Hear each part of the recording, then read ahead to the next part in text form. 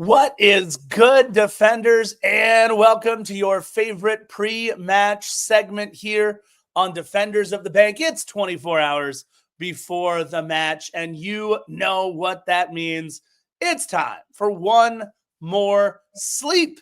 You know my voice. It's the Scarf, J.R. Liebert, and get ready because we're doing a Houston two-step. That's right. Both this weekend and next weekend, we're taking on the Human Highlighters. And set to break it all down with me from world famous Philly Monster Studios. Let's see if he's extra spicy tonight because he certainly was on the last one. I give you Christian Philemon. No spice today.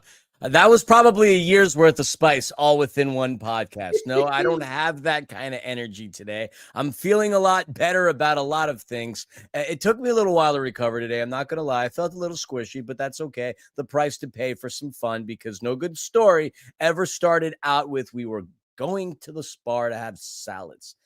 So yeah, none of the spice today, Scarf. None of the spice whatsoever. That's all right. I think we all enjoyed Spicy Philly last episode. Shout out Did to you really? Because everybody. I don't even know. I don't even want to go back to listen. All the text messages I got today going, man, you were extra spicy the other day. I'm like, I don't even know what I'd say. I don't even want to go back. I watched the first like 2-3 minutes, and right out of the gates, I started out pretty hot. So I thought to myself, I don't think I want to listen to this anymore. But when you were texting me along with one of our mutual friends, pictures of me as like Yosemite Sam, I'm like, yeah, all right. I don't want to go back and listen to it. Yeah, it was a good time. She was out too. I don't remember. No, it was a good time. Shout out to everybody in the chat right now, everybody on Instagram, Facebook, Twitter, and of course, everybody watching us live on YouTube. We do appreciate it so much. Philly, we got 2 matches against Houston in the next 2 weeks. And honestly, the way I look at it and the way that we've been playing Philly, a very good opportunity to collect 6 points in these next 2 matches. Yeah, we know it's not easy winning on the road in Texas because Texas hasn't been exactly the most supportive of states for the black and gold. But that being said, we're a team that competes very well at home, and we're going to be competing against a Houston team that actually competes very well on the road too.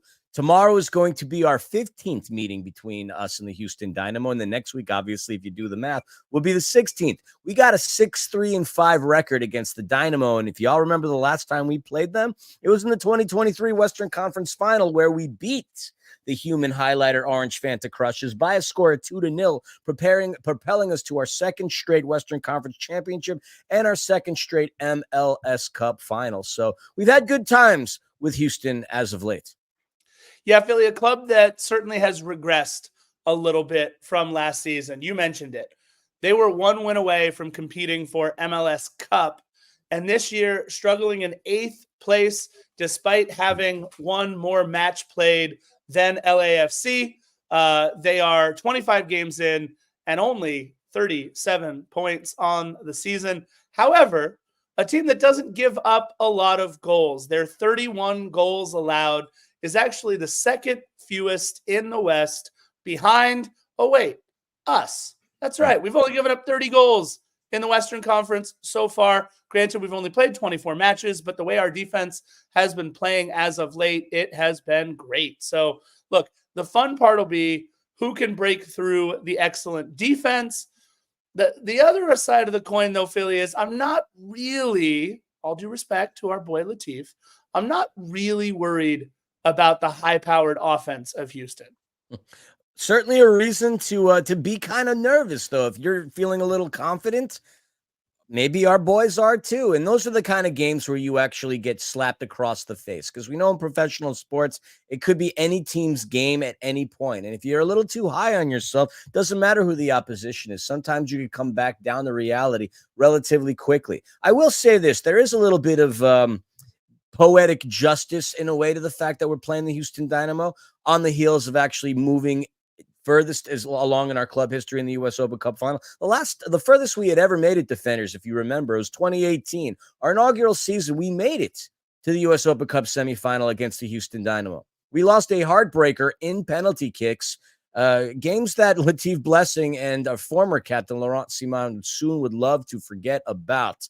I know Latif, I'm pretty sure he's already forgotten about it, but it's beautiful because, we're playing them right after we made it further than anybody than at any point in our history, and it was against them the last time. So I think there's a bit of beauty to that. If I do say, Yeah, not just Latif. Don't forget MLS Cup winner Franco Escobar, yep. also on Houston. So a couple of guys that we know pretty well, and another player. Look, he's having a down year this year for sure, but one of those players that I want to come see play every time he's out there on the pitch, and that's Ache.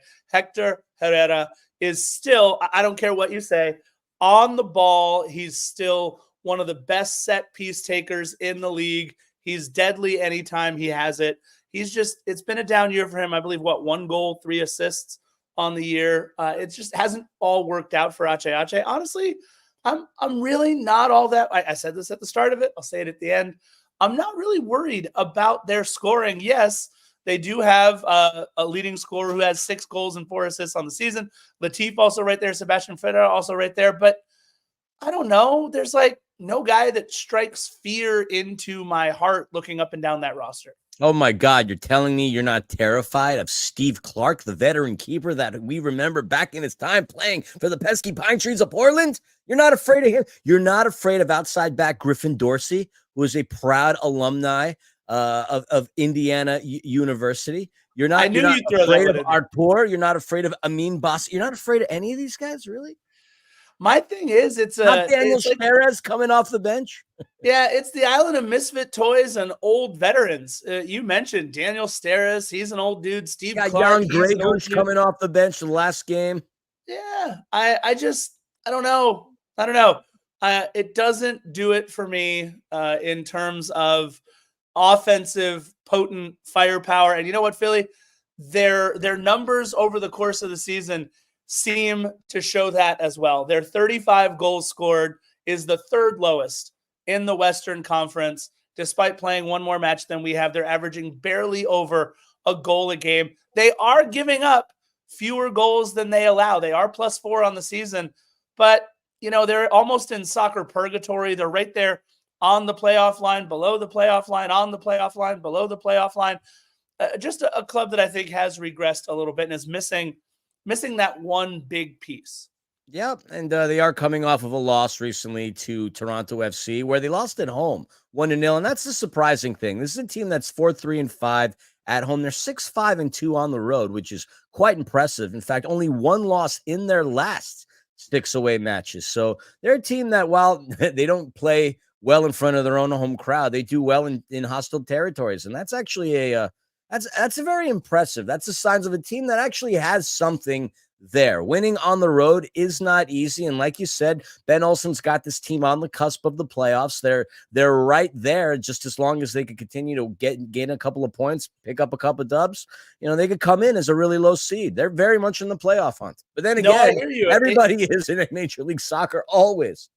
Well, except for San Jose this season. They're pretty terrible. But that being said, Philly, that last match against Toronto, something to worry about if I'm Houston.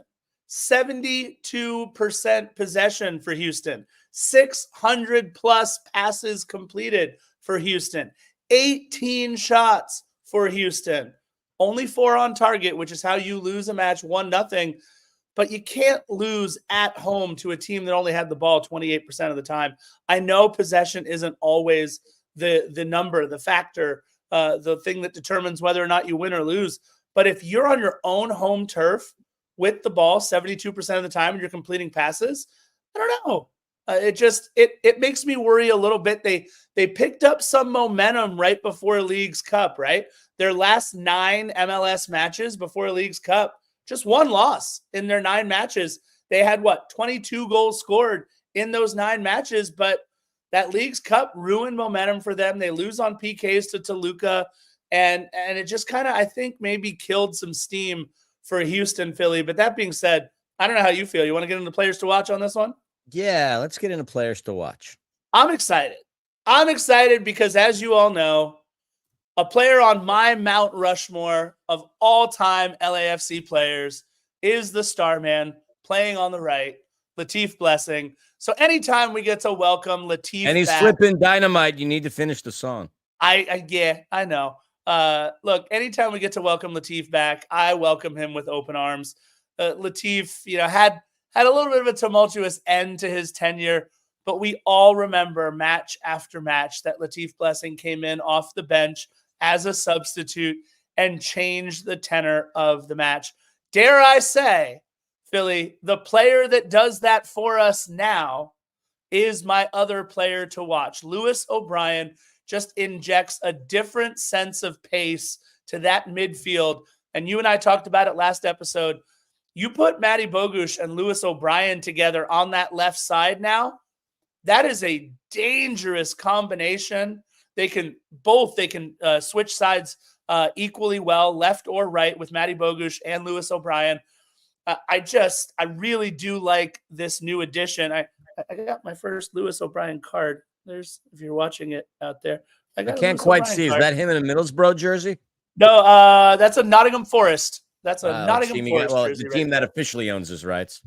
But I do like me some Lewis O'Brien, and I think he's having the same effect to a little bit of a smaller degree. Obviously, Latif was just all the time, everywhere. Dude was amazing. But I'm looking at the midfield for my players to watch. Yes, Latif Blessing, second leading scorer, 5 goals.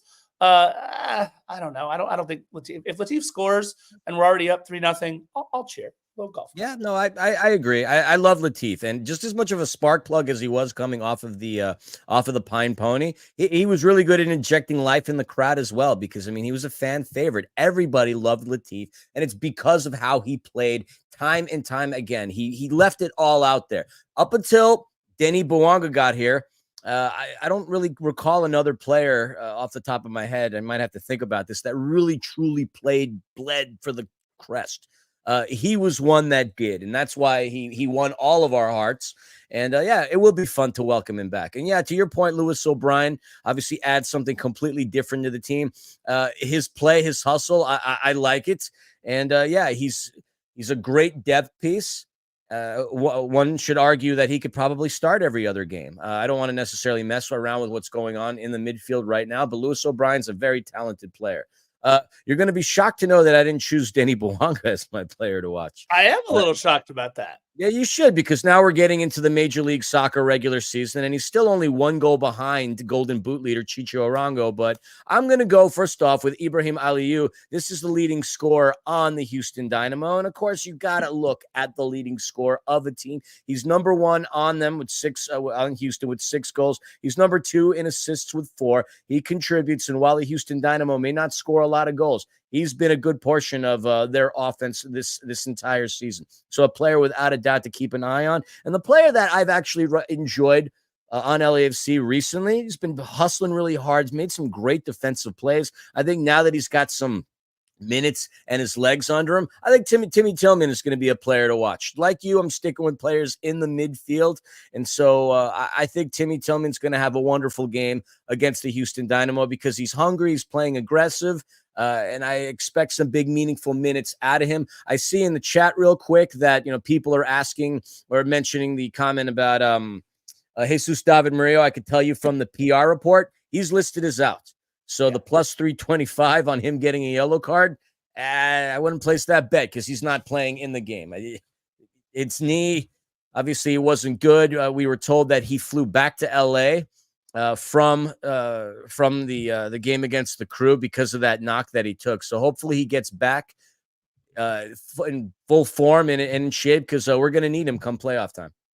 Yeah, I think this is one of those stretches, Philly, where we've played a bunch of games in a short amount of time, and then our next match after this isn't for another full 7 days. And look, if you can show Houston Dynamo 2 different looks over these next 2 games, sure, why not, right? So perfectly fine sitting Murillo, perfectly fine sitting Olivier Giroud if he's not feeling 100%, perfectly fine sitting Edward Atuesta if he's not feeling 100%. Maybe even one of these matches, although maybe not this one, wouldn't mind seeing Thomas Asal in between the pipes. We've seen a lot of Ugo recently, so it might not hurt to give everybody a free agent. But load management, absolutely. Did I say free agent? I looked at the chat at Gomez talking about Ramos. We are not going to bring in Sergio Ramos, please. But that being said, no, I think it couldn't hurt, right? I heard he was tied to teams in Saudi Arabia, actually. Yeah, I mean, he wants like $12 million a year for what I was reading about. Yeah, no. That's not going to happen. So, all It's right, a Billy, no. I love your players to watch, though, man. Look, you and I have a soft spot for Timmy Tillman. He is a wonderful human and an even better soccer player, or a And wonderful soccer German. player and an even better human. I don't know. We'll And a see. German. And a German. Yeah. Oh, Philly, by the way, we didn't talk about him. I just want to make sure we mention him. Houston did just recently sign a new U22 kid. Lawrence Anali came over from a team in Poland. The U22 signing is a German kid. He made his debut last match. We may be seeing Lawrence Anali in this one as well. Might give them a new little wrinkle. We'll see. Just, putting it out there. All right, let's get into my keys. Pretty simple. First and foremost, play a full 90. I think I only had one key. This is the only key, right? Yeah, only key. Play a full 90. I'm real tired of us giving up goals or almost giving up goals at the end of halves. That is exactly what doomed us in the League's Cup final. We were 90 seconds away and like 200 seconds away from clearing out both halves without giving up a goal. And we couldn't do it. And yet, then again, in someone's backyard, next to a train set in a forest, if Jordan Morris is onside, we are all fuming about that match having to go to PKs. And he was half a step offside. It was the right call. But that being said, half a step.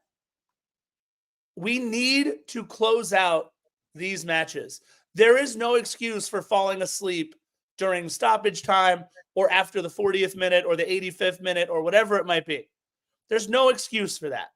LAFC, if there's one complaint that we can talk about over these last several matches, it's that LAFC is not closing out halves the way they should sometimes. Sometimes we're closing out halves with 2 goals after the 40th minute, right? That was a couple matches ago. But if we're not closing out halves defensively, to me, that's more of a problem than we're not putting away goals in the final few minutes of the half. So play a full 90, please. Fair point. Yes. Fatigue, as we've said time and time again, does make cowards out of all of us, not just, professional athletes, but all of us. That can't be a factor. But fatigue could be a factor for our boys. You talk about things that you're tired of. My key to the game is load management, next man up. LAFC's been busy, man. I mean, 3 games in a 7-day span, 6 games over the course of 19 days. This is going back to how it was last season when we had all these games and all these different tournaments. So without question, the team's got to be tired. So that being the case, back to your point, other players that probably don't get as many minutes, I will expect to see. I don't think we're going to have the regular starting lineup that we would have had in the previous games, just because of the fact that we need to rest some of our players. The Houston Dynamo, our first game back in the regular season for quite some time now. Obviously, it's going to be an important one, but not the kind of game that I would throw everybody out there. Especially considering how much time has gone by, how many games that these boys have played, so on and so forth. So Steve's going to really have to do that load management. And with that being the case, the next man up. So whoever that is, or whatever the formation is going to be, if we go 3-4-3, if we go 4-3-3, there's going to be new starters in the lineup, in my opinion, and they're going to have to come through and play as if they're in their MLS Cup final. And quite honestly, I think they need to play that way every single time. If we could replicate Denny's enthusiasm to everybody else on the pitch, we're winning MLS Cup, baby. I love what you did. Load MGMT, like the band. Does that mean we play the kids?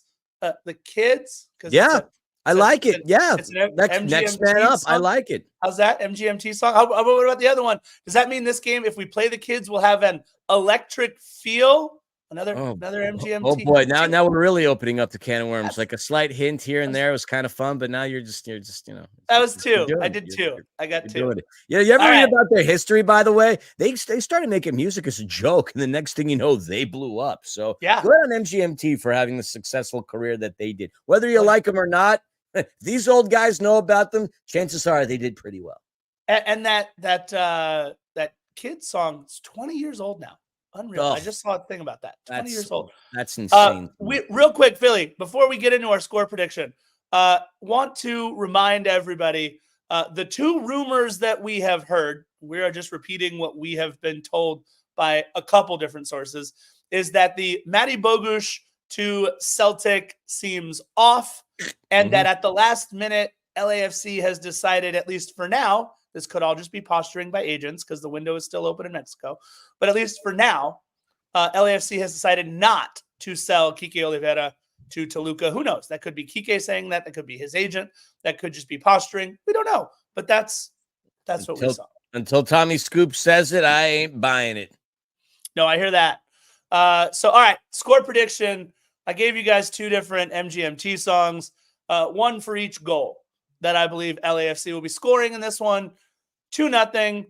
And I think this is one where I don't know what Christian Benteke or Christian Oliveira are going to do, but I can Christian Arango, excuse me.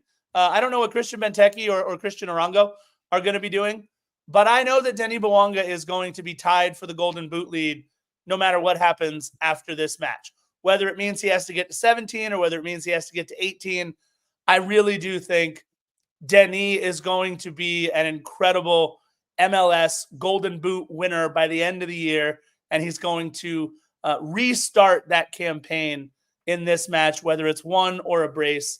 I think Denis makes his mark on this one. 2-0 LAFC. In the amount of goals that he's had this season in all competitions, he's just a different caliber player, man. And it's not even just, obviously, if he disappears, he disappears. But man, like we've never had a player that's played so hard. Obviously, Latif in the conversation, but nobody that's played as intensely and as passionately as Denis. I love that. I share the same sentiment with you. I do not think Houston is going to score. I think Hugo Lloris is going to get himself another clean sheet, and like you, we're going to win 2-0.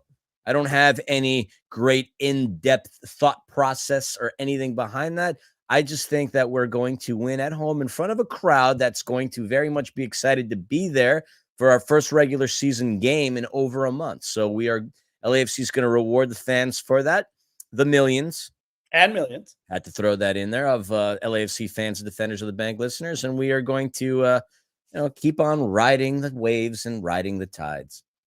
You are like the exact polar opposite of where you were at the episode, but it's like Zen Philly on this. Yeah, well, I mean, hence Chili Philly. Like, I'm good for an explosion like last night, maybe once a season. To think years ago, that would be more of a frequent thing. I can't do that anymore. Not if I would like to at least make it to the average life expectancy of a male in the United States, which I believe is somewhere between 70 and 80. I can't have nights like that anymore. And I will be the first to admit I may have went a little overboard, but I'm a passionate guy. When there's things that, spark my mind, I'm gonna speak on them. I now no longer care. That's the beauty about getting older. It's like I'll speak my mind and not give two craps these days. I'm good with that. Real quick, in case anybody cares, while you're watching, we'll score update. LAFC 2, unfortunately, losing 2-0 to the Tacoma Defiance.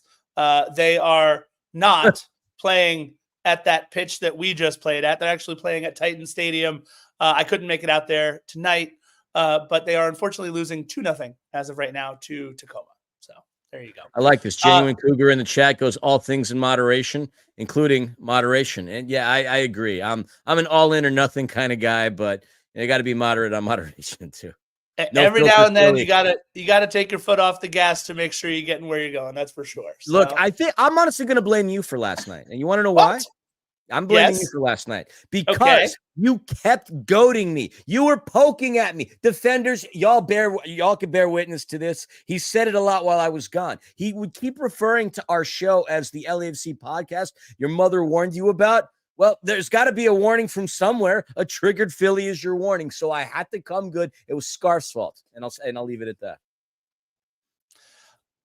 I would silently protest, but that makes for terrible podcasting. So I'm going to leave that alone. Yeah, the silent game's not good. No. Look, what I'm excited about though, Philly, is we got a tailgate tomorrow. Be there around 10 o'clock or so. Hopefully Dexter will be there, which will be really fun.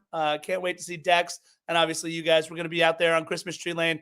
Make sure you guys come by, say hi, have a beverage, hang out, come talk. We can, tell you about how we feel about things. You tell us how you feel about things. That's how we all get along. It's going to be a lot of fun. Can't wait to get back on. Make it sound like it's a freaking Kumbaya circle scarf. No. We're we're going to be under the tent. Too hot outside on Christmas Tree Lane. So, no.